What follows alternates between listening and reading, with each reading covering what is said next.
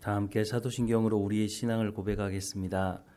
나는 전능하신 아버지 하나님 천지의 창조주를 믿습니다. 나는 그의 유일하신 아들 우리 주 예수 그리스도를 믿습니다. 그는 성령으로 잉태되어 동정녀 마리아에게서 나시고 본디오 빌라도에게 고난을 받아 십자가에 못 박혀 죽으시고 장사된 지 사흘 만에 죽은 자 가운데서 다시 살아나셨으며 하늘에 오르시어 전능하신 아버지 하나님 우편에 앉아 계시다가 거기로부터 살아있는 자와 죽은 자를 심판하러 오십니다. 나는 성령을 믿으며 거룩한 공교회와 성도의 교제와 죄를 용서받는 것과 몸의 부활과 영생을 믿습니다. 아멘. 찬송가 348장 함께 찬양하겠습니다. 348장 함께 찬양하겠습니다. 마귀들과 싸울지라 죄악 보스 형제여 담대하게 싸울지라 적이 약한 적병과 심판날과 멸망의 날 내가 섰는 눈앞에 곧 다가오리라. 영광 영광 할렐루야 영광 영광 할렐루야 영광 영광 할렐루야 곧 승리하리라. 마귀들과 싸울지라 죄악 벗은 형제여 고함치는 무리들은 흉한 마귀 아닌가. 무섭고도 더러운 죄 모두 떨쳐버리고 주 예수 붙들라. 영광 영광 할렐루야 영광 영광 할렐루야 영광 영광 할렐루야 곧 승리하리라. 마귀들과 싸울지라 죄악 벗은 형제여 구주 예수 그리스도 크신 팔을 벌리고 너를 도와주시려고 서서 기다리시니 너 어서 나오라. 영광 영광 할렐루야 영광 영광 할렐루야 영광 영광 할렐루야 곧 승리하리라. 아멘. 오늘 하나님께서 우리에게 주시는 말씀은 고린도전서 15장 20절에서 28절까지 말씀입니다. 고린도전서 15장 20절에서 28절까지 말씀 우리 함께 읽겠습니다. 그러나 이제 그리스도께서 죽은 자 가운데서 다시 살아나사 잠자는 자들의 첫 열매가 되셨도다. 사망이 한 사람으로 말미암았으니 죽은 자의 부활도 한 사람으로 말미암는도다. 아담 안에서 모든 사람이 죽은 것 같이 그리스도 안에서 모든 사람이 삶을 얻으리라. 그러나 각각 자기 차례대로 되리니 먼저는 첫 열매인 그리스도요 다음에는 그가 강림하실 때에 그리스도에게 속한 자요 그 후에는 마지막이니 그가 모든 통치와 모든 권세와 능력을 멸하시고 나라를 아버지 하나님께 바칠 때라. 그가 모든 원수를 그 발 아래에 둘 때까지 반드시 왕 노릇하시리니 맨 나중에 멸망받을 원수는 사망이니라. 만물을 그의 발 아래에 두셨다 하셨으니 만물을 아래에 둔다 말씀하실 때에 만물을 그의 아래에 두신 이가 그 중에 들지 아니한 것이 분명하도다. 만물을 그에게 복종하게 하실 때에는 아들 자신도 그때의 만물을 자기에게 복종하게 하신 이에게 복종하게 되리니 이는 하나님이 만유의 주로서 만유 안에 계시려 하심이라. 아멘. 오늘 본문 말씀에 보면 예수님께서 부활의 첫 열매가 되셨다라고 말씀을 하고 있습니다. 그러면 예수님이 부활의 첫 열매가 되셨다고 하는 것과 성도들의 부활과 어떤 관계가 있을까요? 오늘 본문 20절부터 22절 말씀에 보면 그러나 이제 그리스도께서 죽은 자 가운데서 다시 살아나사 잠자는 자들의 첫 열매가 되셨도다. 사망이 한 사람으로 말미암았으니 죽은 자의 부활도 한 사람으로 말미암는도다. 아담 안에서 모든 사람이 죽은 것 같이 그리스도 안에서 모든 사람이 삶을 얻으리라 라고 말씀하고 있습니다. 사망이 한 사람으로 말미암았다라고 말씀하는 여기서 말하는 한 사람은 아담을 의미합니다. 그리고 죽은 자의 부활도 한 사람으로 말미암았다라고 말씀하는데 여기서 말하는 한 사람은 예수님을 의미합니다. 그래서 22절 말씀에 보면 아담 안에서 모든 사람이 죽은 것 같이 그리스도 안에서 모든 사람이 삶을 얻으리라 라고 말씀을 하고 있는 것입니다. 이 부분에 대해서는 로마서 5장에 보면 더 자세하게 설명을 하고 있는데요. 로마서 5장 12절부터 19절 말씀에 보면 그러므로 한 사람으로 말미암아 죄가 세상에 들어오고 죄로 말미암아 사망이 들어왔나니 이와 같이 모든 사람이 죄를 지었으므로 사망이 모든 사람에게 이르렀느니라. 죄가 율법이 있기 전에도 세상이 있었으나 율법이 없을 때에는 죄를 죄로 여기지 아니하였느니라. 그러나 아담으로부터 모세까지 아담의 범죄와 같은 죄를 짓지 아니한 자들까지도 사망이 왕노릇하였으니 아담은 오실자의 모형이라. 그러나 이 은사는 그 범죄와 같지 아니하니 곧 한 사람의 범죄를 인하여 많은 사람이 죽었은즉 더욱 하나님의 은혜와 또한 한 사람 예수 그리스도로 말미암은 선물은 많은 사람에게 넘쳤느니라. 또 이 선물은 범죄한 한 사람으로 말미암은 것과 같지 아니하니 심판은 한 사람으로 말미암아 정죄에 이르렀으나 은사는 많은 범죄로 말미암아 의롭다 하심의 이름이니라. 한 사람의 범죄로 말미암아 사망이 그 한 사람을 통하여 왕노릇 하였은즉 더욱 은혜와 의의 선물을 넘치게 받은 자들은 한 분 예수 그리스도를 통하여 생명 안에서 왕노릇 하리로다. 그런즉 한 범죄로 많은 사람이 정죄에 이른 것 같이 한 의로운 행위로 말미암아 많은 사람이 의롭다 하심을 받아 생명에 이르렀느니라. 한 사람이 순종하지 아니함으로 많은 사람이 죄인 된 것 같이 한 사람이 순종함으로 많은 사람이 의인이 되리라 라고 말씀하고 있습니다. 아담은 범죄한 인류를 대표하는 사람이고 예수님은 죄의 문제를 십자가에서 해결하시고 하나님의 자녀로 부름받은 새 인류를 대표하는 분이다 라고 말씀을 하고 있는 것이죠. 그래서 아담은 사망을 대표하고 있고 예수님은 생명을 대표하고 있다는 것입니다. 그래서 예수님께서 부활의 첫 열매가 되셨다고 하는 것은 오늘 본문 23절 말씀에도 보면 그러나 각각 자기 차례대로 되리니 먼저는 첫 열매인 그리스도요 다음에는 그가 강림하실 때에 그리스도에게 속한 자라라고 말씀을 하고 있습니다. 예수님께서 부활의 첫 열매가 되셨다고 하는 것은 예수님께서 재림하실 때에 예수님을 영접한 사람들도 부활하게 될 것이다 라고 분명히 말씀해 주고 있다는 것입니다. 바울은 앞서서 예수님의 부활을 꾸며낼 수 있는 거짓말이 아니라고 사실이라고 말씀을 하고 있습니다.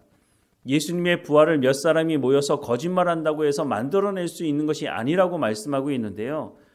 예수님의 부활을 목격한 사람이 한두 사람이 아니라고 말씀하고 있는 것이죠. 바울조차도 예수님의 부활을 목격했다라고 말씀하고 있지 않습니까?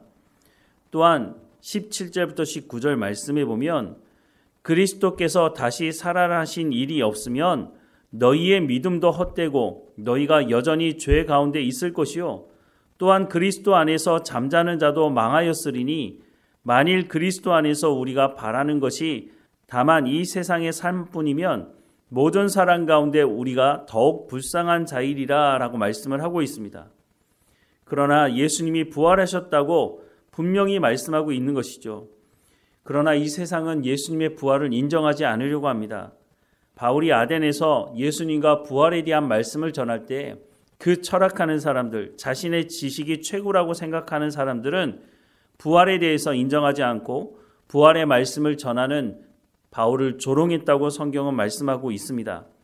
오늘 이 시대도 마찬가지입니다. 아덴에서 철학을 공부했던 사람들처럼 오늘 이 시대도 어떻게 사람이 부활할 수 있느냐, 죽음이 끝이다 라고 주장하는 사람들이 여전히 있죠. 그러나 바울은 복음을 전하면서 때로는 이런 조롱을 당하면서도 복음 전하는 것을 부끄러워하지 않았다라고 분명히 말씀하고 있습니다. 로마서 1장 16절부터 17절 말씀에 보면 내가 복음을 부끄러워하지 아니하노니 이 복음은 모든 믿는 자에게 구원을 주시는 하나님의 능력이 됨이라. 먼저는 유대인에게요 그리고 헬라인에게로다. 복음에는 하나님의 의가 나타나서 믿음으로 믿음에 이르게 하나니 기록된 바 오직 의인은 믿음으로 말미암아 살리라 함과 같으니라 라고 말씀을 하고 있습니다. 하나님의 말씀은 반드시 성취된다고 성경은 말씀해 주고 있습니다. 창세기 3장에서 약속하신 그 메시아를 보내겠다고 하는 하나님의 약속의 말씀이 예수님의 십자가 사건을 통해서 이루어지지 않았습니까? 예수님께서 승천하시면서 다시 오시겠다고 말씀하시는 그 말씀이 아직 이루어지지는 않았지만 성경 창세기부터 요한계시록까지 하나님의 말씀이 반드시 성취된다고 하는 것을 증거하고 있지 않습니까? 그러니 언젠가는 예수님 다시 오실 것이고 예수님께서 부활의 첫 열매가 되셨던 것처럼 오늘 우리에게도 이 부활을 경험하게 하실 것을 분명히 성경은 말씀하고 있다고 하는 것입니다. 이것이 거짓말이었다면 역사 속에서 예수님을 믿었던 많은 사람들이 순교의 현장 앞에서 예수님을 부인하는 일이 일어났을 것입니다. 하지만 믿음의 사람들이 그 순교의 현장에서 사람들이 가장 두려워하는 것이 죽음 아닙니까? 그런데 그 죽음 앞에서도 예수님을 부인하지 않고 그 죽음을 받아들일 수 있었던 것은 예수님께서 부활의 첫 열매가 되셨고 우리 가운데 부활을 약속하고 있기 때문에 그 약속의 말씀을 믿는 사람들이 죽음조차도 받아들였다고 하는 것입니다. 히브리서 11장 말씀에 보면 이런 사람들을 일컬어서 세상이 감당할 수 없는 사람들이다라고 소개를 하고 있는 것이죠. 오늘 우리도 마찬가지입니다. 우리가 예수 그리스도를 믿고 하나님의 말씀을 듣고 순종하고 하나님이 어떤 분이신지 하나님께서 말씀하신 것을 반드시 이루시는 분이라고 하는 것을 경험함으로 우리가 부활의 소망을 가지고 살아갈 수가 있다고 하는 것이죠. 바울이 뭐라고 말합니까? 만약 예수님의 부활이 거짓말이라면 모든 사람들 가운데 우리가 더욱 불쌍한 자라고 말하고 있지 않습니까? 이 말을 하는 이유는 그렇지 않다는 것입니다. 우리가 세상의 사람들 보기에는 조롱당하고 세상 사람들은 우리 가운데 무슨 부활이 있느냐고 우리에게 손가락질 할지 모르지만 예수님을 영접한 사람들, 예수님을 통해서 하나님의 말씀이 성취된다는 것을 경험함으로 알게 된 사람들은 이것을 부인할 수가 없는 것입니다. 그러니 죽음 앞에서도 우리가 두려워 떨지 않는 것이죠. 죽음을 앞두고 있는 사람들을 목회 현장에서 여러 번 보게 되는데 예수님을 믿고 평생을 살아왔던 분들을 보면 죽음을 앞에 두고 평안한 얼굴로 죽음을 받아들이는 것을 보게 됩니다. 왜 그 죽음 앞에서 평안함으로 그 죽음을 받아들일 수 있을까요? 그것은 우리 가운데 부활의 소망이 있다고 하는 것이 거짓말이 아니고 분명한 사실이라고 하는 것을 알기 때문이라고 하는 것입니다. 우리 가운데 영원한 하나님의 나라가 준비되어 있다고 성경은 분명히 말씀해 주고 있습니다. 예수님께서 제자들에게 말씀하신 것처럼 다 준비가 끝나면 내가 다시 와서 너희를 하나님의 나라로 인도하실 것이라고 약속하신 그 약속의 말씀이 오늘 우리에게도 유효하다는 것입니다. 하나님의 말씀을 우리가 마음에 깊이 새기고 하나님께서 부활의 소망에 대해서 예수 그리스도를 통해서 보여주셨으니 우리의 삶 가운데 고난이 있을 때에도 우리의 삶 가운데 여러 가지 문제가 있을 때에도 그 문제나 고난이 우리의 삶에 부활의 소망을 흔들어 놓을 수 없다고 하는 것을 우리가 경험하며 살아가야 할 것입니다. 그러기 위해서 하나님 앞에 엎드려 기도하는 것 아니겠습니까? 하나님, 우리 가운데 약속하신 이 약속의 말씀을 마지막 날 우리가 보고 경험할 수 있도록 우리의 믿음이 흔들리지 않도록 우리의 삶 가운데 날마다 살아갈 때에 하나님의 말씀이 우리의 삶을 통해서 이루어지는 것을 우리가 경험하며 살아갈 수 있도록 인도해 달라고 기도하며 우리가 경건의 연습을 하고 그리스도의 장성한 분량까지 이르는 삶을 살아가야 할 것입니다. 그러기 위해서 우리가 성령의 충만함을 받아야 하는 것이죠. 내 힘과 내 능력으로는 믿을 수 있는 것이 아니기 때문인 것입니다. 하나님께서 우리 가운데 성령을 통해서 하나님의 말씀을 깨달아 알게 하시고 그 믿음을 가지고 그 부활의 소망을 가지고 살아가는 우리의 삶이 되어야 할 것입니다. 주님께서 우리 가운데 말씀해 주시고 보여주셨으니 또한 그 길로 우리를 인도하실 것입니다. 우리 가운데 부활의 소망을 가지고 품고 날마다 주님과 동행하며 살아가는 우리의 삶이 되기를 주님의 이름으로 축원합니다. 기도하겠습니다. 사랑하는 하나님, 예수님이 부활의 첫 열매가 되셔서 다시 오실 때에 예수 그리스도를 영접한 그 사람들을 그 부활에 동참하게 하실 것이라고 약속하신 말씀을 오늘 다시 한번 확인하게 됩니다. 우리가 때로는 고난 중에 우리의 문제로 말미암아 정말 부활이 있는 것인가? 라는 의문을 가질 때가 있습니다. 하나님, 그럴 때마다 하나님의 말씀이 반드시 성취되고 이루어진다고 하는 것을 우리의 삶의 현장에서 경험하게 하옵소서. 그래서 부활의 소망함을 가지고 우리가 담대히 살아가게 하시고 우리가 죽음 앞에서도 두려워 떠는 사람들이 아니라 우리가 부활의 소망을 가지고 죽음을 받아들이는 세상이 감당할 수 없는 사람들이 될 수 있도록 우리의 믿음이 자라갈 수 있도록 하나님 은혜를 허락해 주옵소서. 오늘도 어느 곳에 있든지 하나님과 동행하며 복음을 증거하는 담대함을 가지고 살아가는 삶이 될 수 있도록 인도해 주옵소서.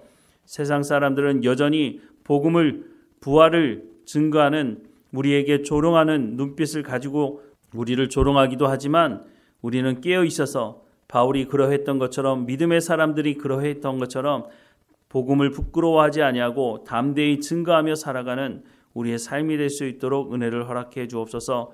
하나님의 말씀에 순종함으로 성령의 열매를 맺는 삶의 현장에 있게 하시고 우리를 통해서 하나님의 영광이 드러날 수 있도록 인도해 주옵소서. 늘 우리와 함께 하시고 우리를 인도하시는 하나님께 감사드리고 예수 그리스도 이름으로 기도드립니다. 아멘.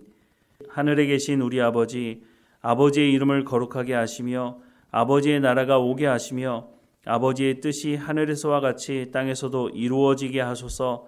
오늘 우리에게 일용할 양식을 주시고 우리가 우리에게 잘못한 사람을 용서하여 준 것 같이 우리 죄를 용서하여 주시고 우리를 시험에 빠지지 않게 하시고 악에서 구하소서. 나라와 권능과 영광이 영원히 아버지의 것입니다. 아멘.